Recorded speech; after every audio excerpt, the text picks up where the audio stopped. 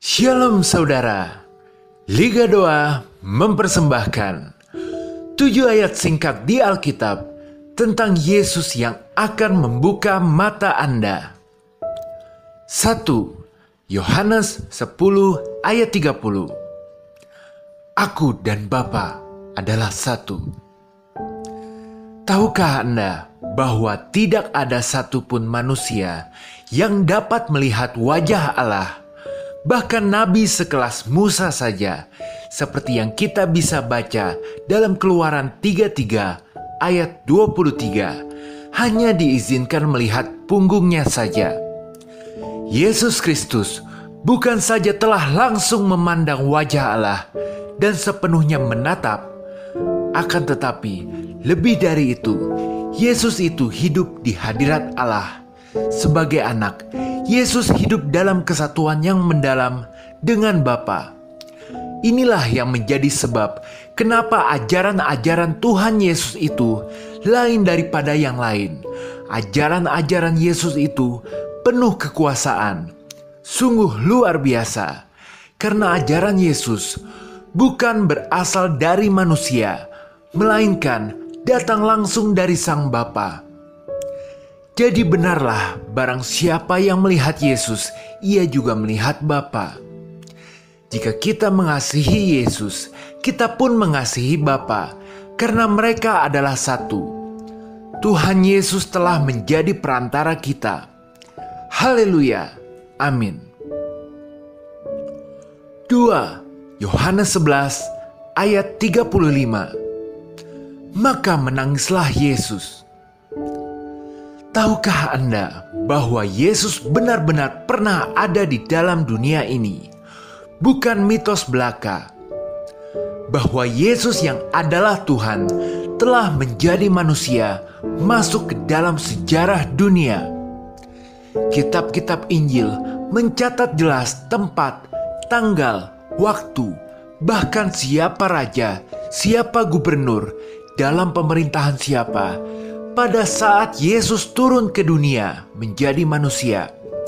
Semua kronologisnya cocok dalam fakta sejarah dunia.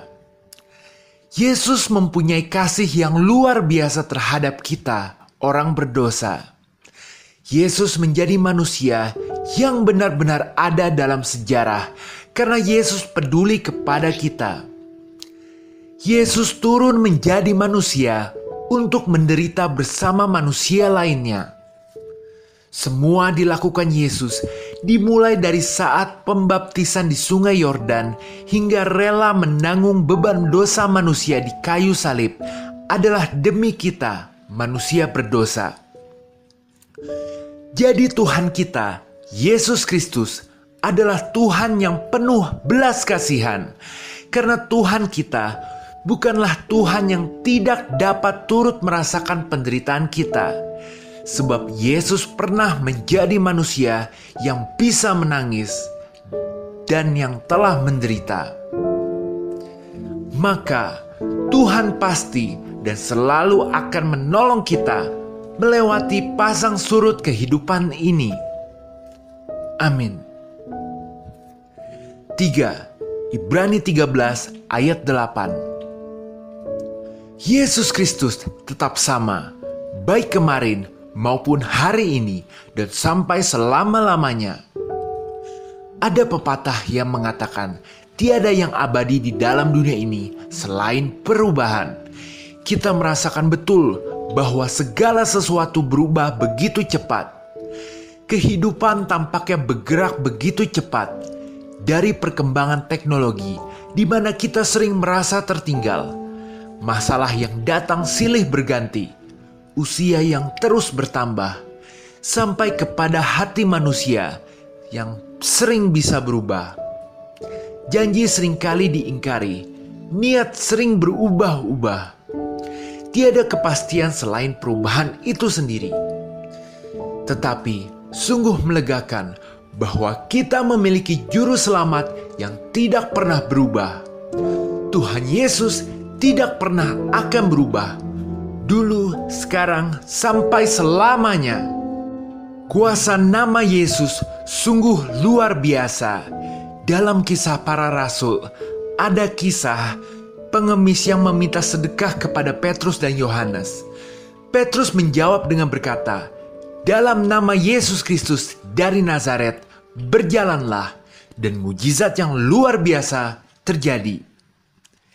Jadi apapun pergumulan yang mungkin Anda alami, panggil nama Tuhan Yesus Kristus dan izinkan Dia membawa perubahan besar dan penyembuhan ke dalam hidup Anda.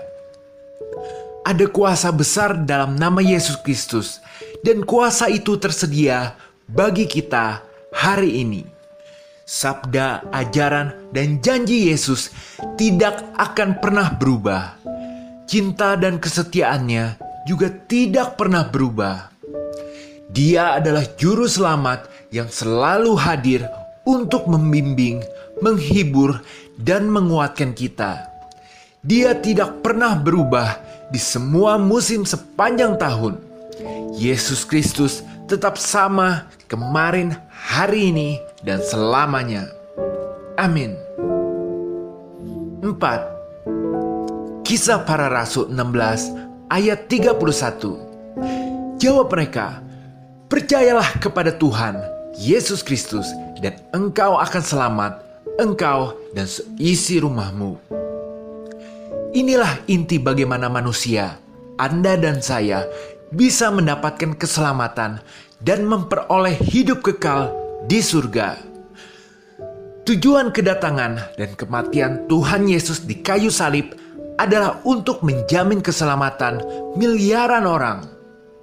Karena kematian Tuhan Yesus di kayu salib merupakan satu-satunya cara supaya Allah dapat mengampuni dosa tanpa mengorbankan kekudusannya. Dan Yesus telah menunjukkan kesalehan yang sempurna selama ada di dalam dunia ini. Jadi kematian Kristus adalah rencana Allah yang sempurna untuk kekekalan penebusan anak-anaknya.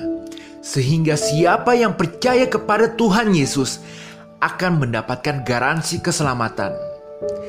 Tetapi perlu diingat ucapan Tuhan Yesus bahwa siapa yang ingin percaya dan mengikuti Yesus, ia harus menyangkal dirinya dan memikul salib.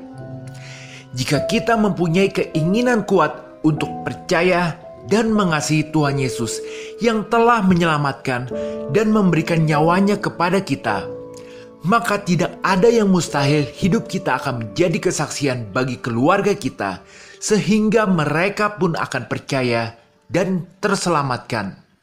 Amin. 5. Filipi 2 ayat 11. Dan segala lidah mengaku Yesus Kristus adalah Tuhan, bagi kemuliaan Allah Bapa. Kemajuan teknologi dan zaman membuat gambaran sosok Tuhan Yesus menjadi kabur. Iman tentang Tuhan Yesus diserang hingga menjadi lemah. Pokok persoalannya adalah menyangkut keberadaan Tuhan. Orang-orang zaman sekarang banyak yang bertanya, apakah Tuhan itu nyata?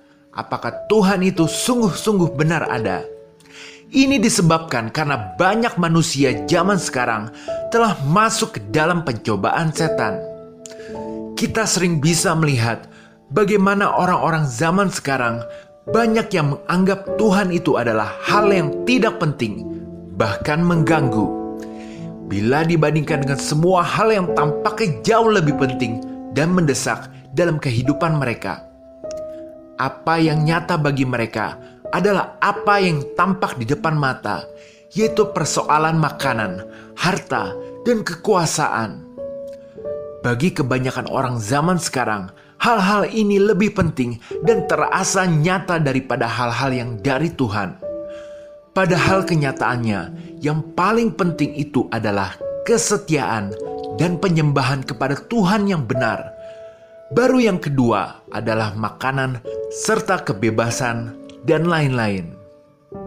Inilah urutan yang benar. Kita harus mencari kerajaan Tuhan dan kebenarannya dulu, baru semuanya akan ditambahkan kepada kita. Karena urutan yang benar ini akan menghasilkan keadilan serta kebahagiaan yang sejati bagi kita.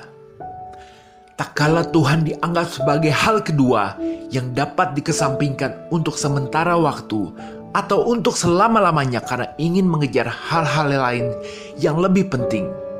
Hasilnya adalah keruntuhan dan kehancuran. Karena hal-hal lain yang dianggap lebih penting itu terbukti pada akhir kehidupan sama sekali bukan apa-apa. Tuhan itu nyata, dan tanpa Tuhan tidak ada sesuatu yang baik akan terjadi. Tuhan Yesus telah dibangkitkan, naik ke surga, lalu dimuliakan dan sangat dimuliakan di atas segalanya. Dan suatu hari akan tiba ketika setiap lutut akan bertelut di hadapannya, dan setiap lidah akan mengaku bahwa Yesus Kristus adalah Tuhan bagi kemuliaan Allah Bapa. Amin. 6. Matius 9 ayat 12. Yesus mendengar dan berkata, "Bukan orang sehat yang memerlukan tabib, tetapi orang sakit." Yesus tidak pernah mengutuk orang yang layak untuk dikutuk manusia. Yesus tidak menghakimi perempuan yang ketahuan berzina hingga layak dirajam batu. Hati yang hancur, patah, dan remuk tidak dipandang hina oleh Yesus. Yesus tidak pernah membeda-bedakan orang, baik orang kaya maupun orang miskin. Yesus adalah juru selamat, anak Allah, Tuhan yang suci dan benar dari semua kehidupan. Yesus juga mengetahui kelemahan-kelemahan kita. Tetapi Yesus tetap mengasihi kita dan memberikan nyawanya untuk kita. Jadi tak peduli seberapa jauh kita telah meninggalkan Tuhan dan menjalani hidup yang berdosa, Tuhan Yesus akan tetap mengasihi kita dan malah mencari kita, bagaikan gembala mencari domba yang tersesat dan terhilang. Tuhan Yesus berkata, "Bukan orang sehat yang memerlukan tabib, tetapi orang sakit." Ini menandakan bahwa ada hal yang akan menghalangi orang yang terhilang untuk bisa menerima Yesus Kristus, dan hal ini akan menghalangi orang yang telah diselamatkan, bisa jadi Anda atau saya, untuk menikmati hadirat Tuhan. Hal ini adalah kesombongan. Kita tidak boleh merasa tidak perlu Tuhan. Ketika kita merasa sudah berbuat benar dan merasa sehat dalam tanda kutip di hadapan Tuhan, maka Tuhan tidak akan senang. Karena Tuhan tidak berkesan atau terkesan dengan kesombongan. Bahkan Tuhan membencinya. Seperti orang Farisi dalam Alkitab. Orang Farisi melakukan hal yang menurut mereka ini akan mendekatkan mereka kepada Tuhan. Padahal sebenarnya itu malah membuat mereka semakin jauh daripada Tuhan. Oleh karena itu, kita harus memiliki sikap kewaspadaan dalam hati kita agar selalu rendah hati di hadapan Tuhan. Dan jangan kita pernah merasa malu untuk datang kepada Tuhan karena merasa dosa sudah terlalu banyak. Justru itu yang Tuhan cari, karena hanya orang sakit yang memerlukan tabib. Amin. 7. Matius 28 ayat 20b. Dan ketahuilah, aku menyertai kamu senantiasa sampai kepada akhir zaman. Menjalani hidup di dunia ini sering membuat kita ketakutan. Setiap orang mempunyai ketakutannya masing-masing. Dari anak kecil, remaja, dewasa, yang lansia mempunyai ketakutannya sendiri-sendiri. Hidup di dalam Kristus membuat kita bisa mengatasi ketakutan kita. Tuhan Yesus berjanji akan menyertai kita sepenuhnya hingga akhir zaman. Tuhan Yesus itu dapat dipercaya, semua tergantung iman kita.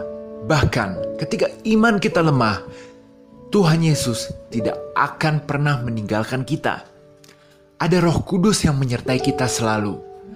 Melalui kehadiran Roh Kudus, Yesus selalu menyertai kita dan bekerja dalam hidup kita.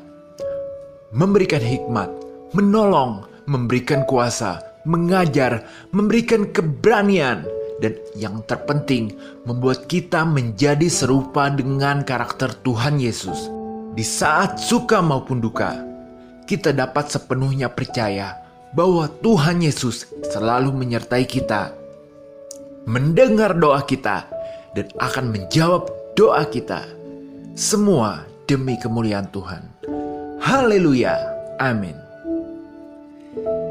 Demikianlah 7 ayat singkat di Alkitab tentang Yesus yang saya harap bisa menguatkan iman Anda di dalam Yesus. Sekian, dan Tuhan Yesus memberkati. Jika berkenan, berikanlah like, share, komen, dan subscribe. Tuhan Yesus memberkati.